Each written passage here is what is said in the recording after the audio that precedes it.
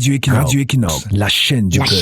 La chaîne du peuple. Bonjour, chaque fois que quelqu'un nous dit qu'il n'a jamais honte, qu'il est un type sans fou, nous concluons immédiatement que c'est une personne sans honneur, une personne qui ne tient pas à sa dignité, une personne qui ne se battra jamais pour éviter le ridicule. Le régime de Yaoundé fait partie de cette catégorie de personnes. Voilà pourquoi la situation chaotique ne lui dit absolument rien, malgré les expériences de développement que les membres de ce régime peuvent observer dans les autres pays où ils partent régulièrement vivre la belle vie. Ça ne leur dit absolument rien de voir les autres se moderniser alors que le Cameroun s'enfonce dans le délabrement et les conflits armés inutiles. Nos gouvernants n'ont pas souvent honte. Ils se baladent dans les autres pays, ils profitent des bienfaits d'une bonne gouvernance. Après, ils rentrent chez eux sans honte, évoluer dans l'autodit camerounais au lieu de se battre aussi pour pouvoir offrir à leur pays, qui est leur espace de vie, les mêmes conditions de vie moderne. Ils n'ont pas honte de vivre dans des quartiers dont les entrées sont impraticables.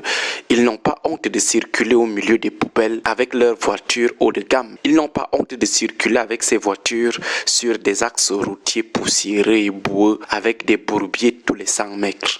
Ils n'ont pas honte de voir leur village dans un état de jungle forestière. C'est l'un des plus grands mots du régime Biya, c'est-à-dire un régime qui n'a jamais honte. Quelqu'un qui n'a jamais honte ne peut jamais s'améliorer.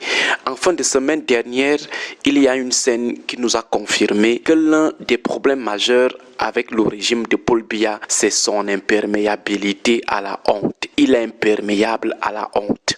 On a vu des membres de ce régime tout joyeux devant l'ORI, c'est-à-dire avec toute la vantardise que ce régime fait sur la bonne gouvernance, on a des autorités qui sont en extase devant l'ORI. Et si on fouille même, c'est l'ORI réservé à l'élevage des poules en Chine.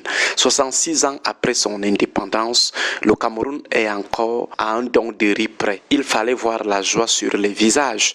On dirait que les Chinois venaient de remettre 2 crânes TGV ou 2 avions Boeing à l'état du Cameroun. On dirait que les Chinois venaient de nous offrir 2 entreprises de fabrication de téléphones ou de fabrication des pièces de montage de voitures. Non, nos autorités étaient dans une joie immense parce que les Chinois venaient de leur offrir du riz. Ça veut dire que le Cameroun est encore au niveau du riz. Et le mal, c'est que c'est un don. Au moins, si on avait acheté, on n'allait pas trop traîner notre honneur dans les caniveaux. C'était un don. Ça veut dire que de 1, notre pays ne peut pas acheter lui-même le riz. De 2, notre pays ne peut pas produire du riz. Malgré tout ça, vous avez des autorités qui sont fiers de voir les Camerounais être traités comme des réfugiés. Ils sont heureux de voir comment on nous vient en aide. On dirait une aide aux enfants de l'UNICEF. C'est aussi ça la conséquence lorsque vous avez affaire à un régime qui a jeté la honte aux chiens depuis belle lurette. En rappel, le Cameroun possède un potentiel agricole naturel exceptionnel grâce à sa position stratégique qui lui permet de couvrir presque tous les types de cultures tropicales et tempérées. Le pays dispose d'une base de ressources naturelles immense, une superficie de terres arables immense, environ 6,2 millions d'hectares, une bonne diversité des zones agroécologiques avec les plaines de Yagua, les rizières d'Indop et les capacités de la sèmerie. Le Cameroun ne devrait plus être en train d'attendre que la Chine ait pitié de lui pour offrir quelques tasses de riz à sa population. Mais manger reste encore un problème au Cameroun, alors que dans plusieurs pays, manger est devenu un sous-problème, un problème secondaire. Mais au Cameroun, c'est un gros problème. C'est-à-dire, des pères de famille se lèvent le matin avec pour principale préoccupation comment manger. Alors qu'ailleurs, on pense à la construction ou à l'achat d'une nouvelle maison, on pense à l'investissement, on pense à l'insertion professionnelle des enfants, on pense à la retraite. Mais au Cameroun, lorsqu'un père de famille dort toute la nuit, toutes ces réflexions tournent autour. Qu'est-ce qu'on va manger demain? Nous sommes encore au premier palier des besoins de Maslow.